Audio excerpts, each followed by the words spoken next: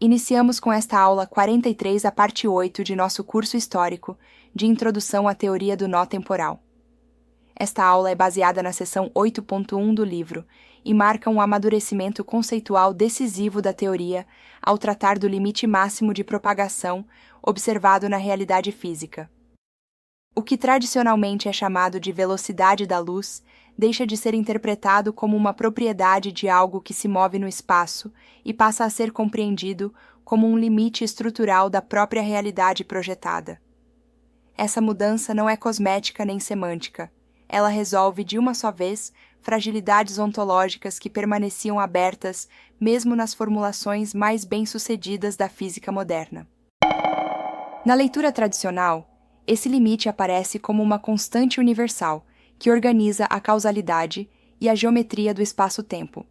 Ele é empiricamente confirmado, matematicamente consistente e fisicamente eficaz. Ainda assim, sua natureza última permanece inexplicada. Por que esse valor existe? Porque ele é o mesmo para todos os observadores.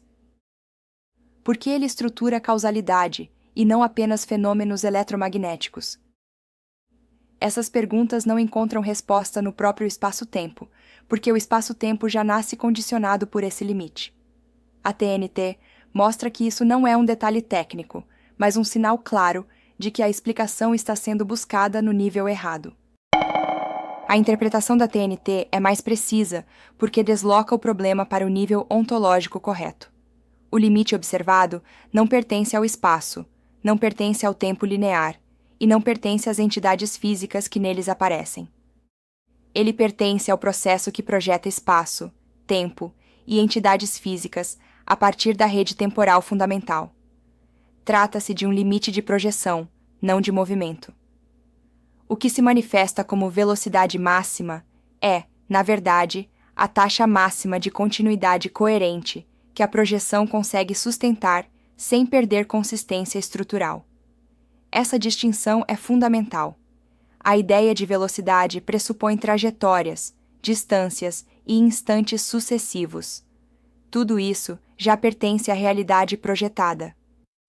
E como já mostramos nas aulas anteriores, no nível mais profundo descrito pela TNT, não há trajetórias nem deslocamentos, mas relações de coerência entre nós temporais.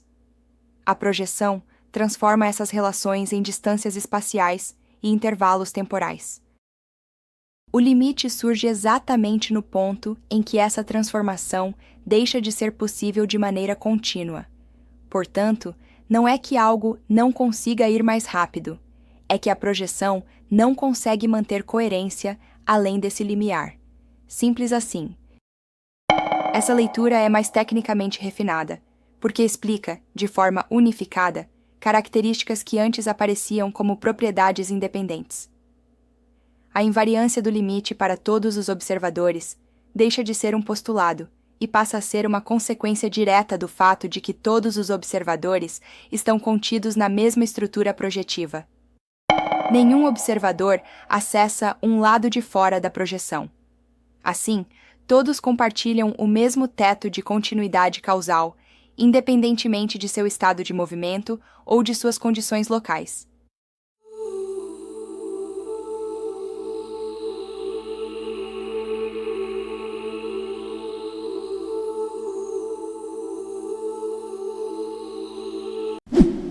Além disso, a TNT esclarece por que esse limite não depende da natureza do fenômeno envolvido. Ele não é uma característica da luz, das partículas ou dos campos. Ele é uma característica do próprio ato de projeção. Qualquer informação, qualquer correlação causal, qualquer tentativa de influência entre regiões da realidade projetada está sujeita ao mesmo limite, porque todas essas tentativas dependem do mesmo mecanismo de coerência temporal subjacente. A consequência mais profunda dessa interpretação é que a causalidade relativística deixa de ser um princípio primário e passa a ser um efeito emergente. O que chamamos de cone causal não é uma imposição geométrica abstrata, mas a imagem, no espaço-tempo projetado, do domínio máximo de coerência que a rede temporal consegue sustentar entre regiões distintas. Onde essa coerência pode ser mantida, a causalidade se projeta. Onde ela não pode, a própria noção de influência perde sentido físico. Essa abordagem também explica, com precisão inédita na história da ciência, por que tentativas de ultrapassar esse limite conduzem inevitavelmente a paradoxos, singularidades ou regimes fisicamente mal definidos. Não se trata de uma proibição arbitrária da natureza, mas de uma transição ontológica.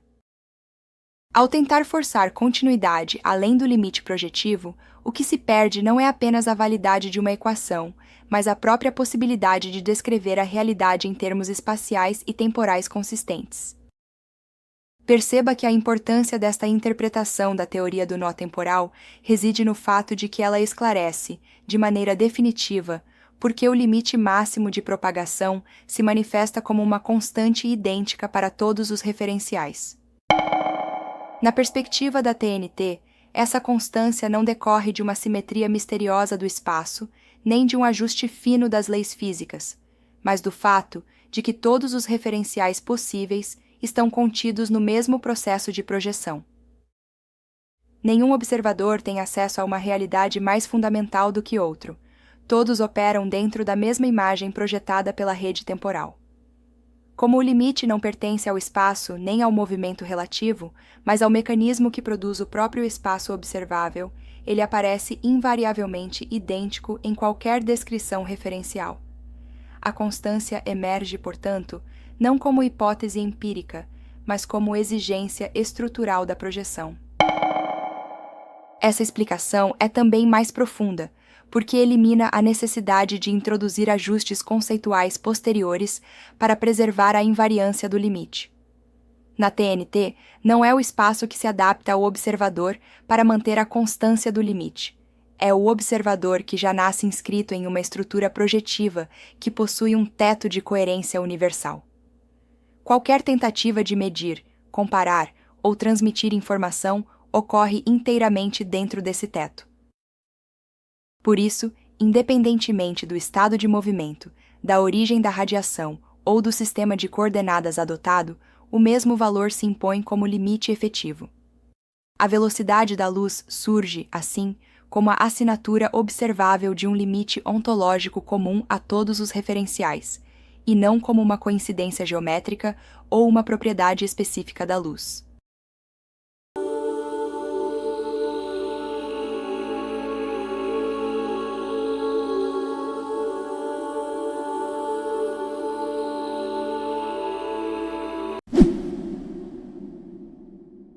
Nesta aula, é importante fixar que a velocidade da luz é reinterpretada como limite máximo de projetabilidade coerente.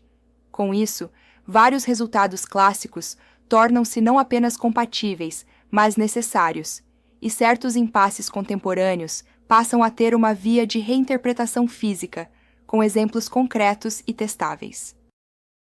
A primeira consequência, e a mais importante do ponto de vista lógico, é que a invariância do limite deixa de ser um milagre cinemático e passa a ser uma propriedade estrutural do próprio critério de coerência que torna a projeção possível.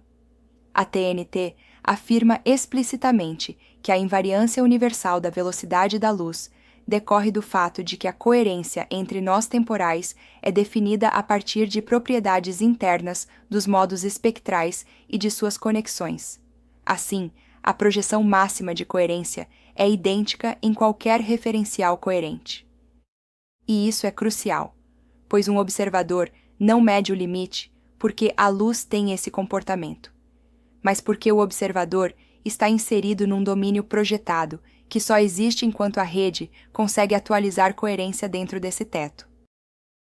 Em linguagem direta, isso significa que a constância da velocidade da luz é a assinatura de um regime máximo de sincronização funcional, comum a todos os referenciais que permanecem dentro da mesma seção estável da realidade projetada. Essa mudança também altera, com ganho de precisão, a leitura do que significa ultrapassar o limite da velocidade da luz. No quadro usual, superar a velocidade da luz é imaginado como acelerar um objeto ou um sinal além de um valor numérico. Na TNT, a formulação é mais rígida. Tentar projetar coerência acima do limite implica perda de estabilidade funcional. No espaço projetado, isso aparece como impossibilidade de transmissão causal superluminal. Nesse contexto, o mais importante é que quando a rede é forçada a reorganizar-se mais rapidamente do que a coerência projetável consegue sustentar, a projeção pode falhar ou fragmentar-se, gerando zonas não projetáveis, colapsos ou rupturas causais. Portanto, a velocidade da luz não é uma barreira de tráfego, mas um limiar de consistência, pois acima dele, ou seja, acima da velocidade da luz, não se obtém um mundo mais veloz. Obtém-se um mundo menos projetável, isto é, menos observável, menos causal, menos estável. Nos aceleradores de partículas atuais, observa-se, de forma inequívoca, que quanto maior a energia fornecida, maior é a resistência da partícula a novas variações de velocidade, efeito tradicionalmente descrito como aumento de massa relativística. Na perspectiva da TNT, esse mesmo fenômeno recebe uma interpretação mais precisa. O que cresce não é a massa como propriedade intrínseca da partícula, mas o custo projetivo necessário para manter a identidade temporal do nó sob aceleração extrema. À medida que a partícula é forçada a operar cada vez mais próxima do limite máximo de coerência projetável, que se manifesta experimentalmente como a velocidade limite da luz, a projeção passa a ser consumida quase integralmente na preservação da continuidade causal do sistema, restando cada vez menos margem para alterações cinemáticas. O resultado observado é exatamente o mesmo, ou seja, uma quantidade maior de energia produz maior rigidez inercial. Nesse ponto, talvez você deva rever as aulas anteriores em que tratamos especificamente da diferença entre massa inercial e massa gravitacional.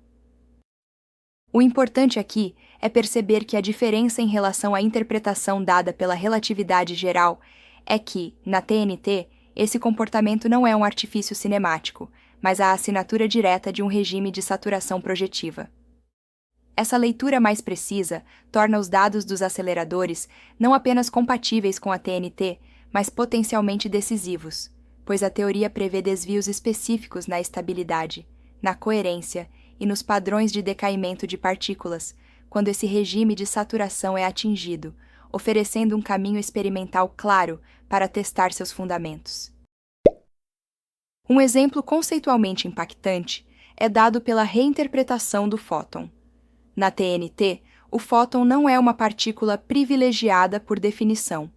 Ele é descrito como um modo espectral altamente coerente, cuja projeção ocorre exatamente no regime limite entre coerência máxima e projeção contínua. Em termos intuitivos, aquilo que chamamos de luz é a aparência fenomênica do caso extremo em que a rede consegue sustentar a continuidade projetiva no máximo grau possível.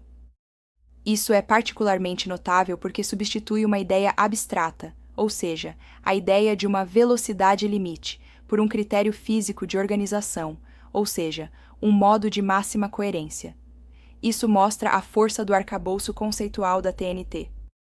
Por conseguinte, o limite da velocidade da luz deixa de ser um axioma externo imposto e passa a ser uma consequência do próprio mecanismo que define o domínio observável. Ou seja, a TNT não apenas explica o que é a constante C, a TNT explica o que ela realmente significa.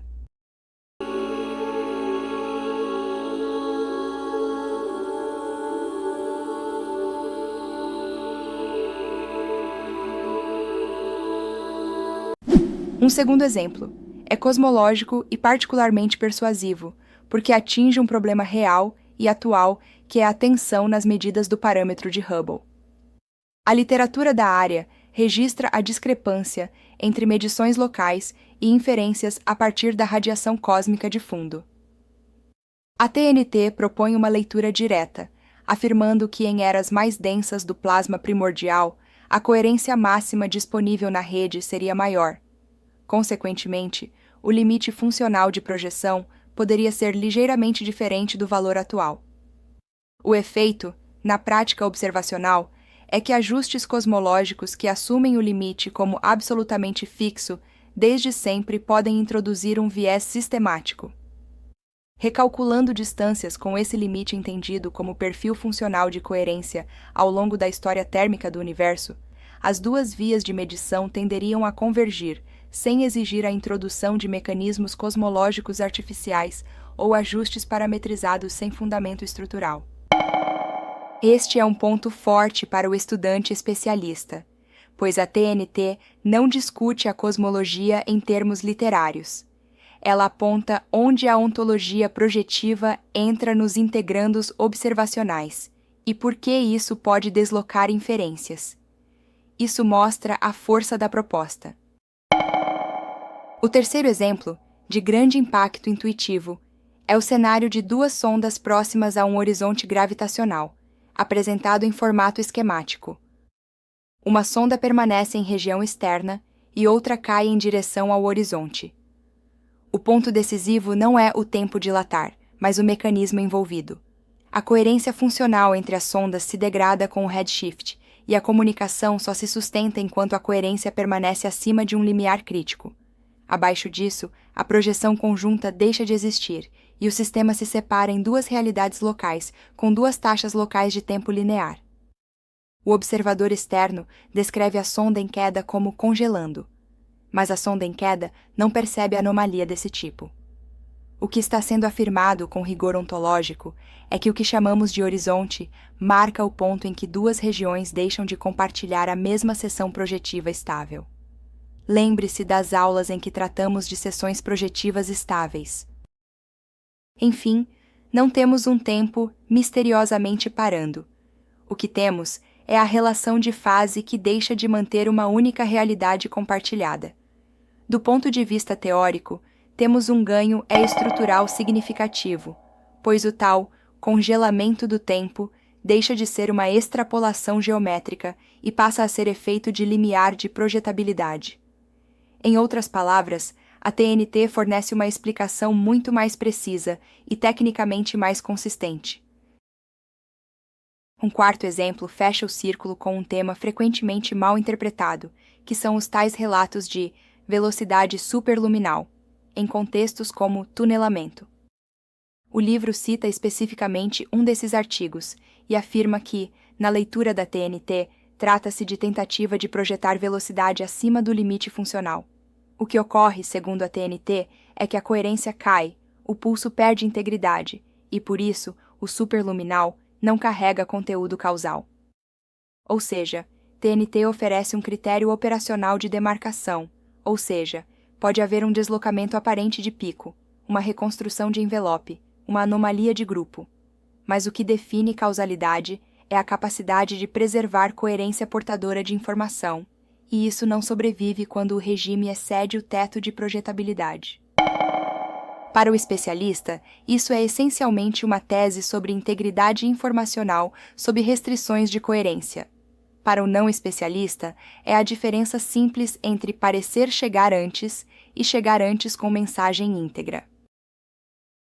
Por fim, a TNT explicita uma consequência metodológica de grande alcance. As equações consagradas podem manter sua estrutura formal, mas a constante c, representada pela velocidade da luz, entra agora como parâmetro derivado do acoplamento funcional, isto é, como expressão de topologia e coerência da rede. Com isso, a velocidade, a causalidade e a própria métrica deixam de ser peças independentes e passam a ser manifestações diferentes de um mesmo substrato relacional. O ganho, aqui, é de unificação real. Quando uma única entidade ontológica explica simultaneamente por que existe um limite causal, por que ele é invariável em referenciais coerentes e por que regimes extremos podem produzir desvios observacionais, você não está recontando a relatividade. Você está, de fato, oferecendo a sua infraestrutura explicativa. E é exatamente isso que a teoria do nó temporal faz. Nesse ponto, o estudante mais sagaz já deve ter percebido que a leitura e o estudo do livro são essenciais. E aqui finalizamos a aula 43 de nosso curso. Se você se interessa por este assunto e já está intuindo para onde ele nos levará, considere se inscrever no canal, ativar as notificações e continuar nos acompanhando. Até a próxima aula!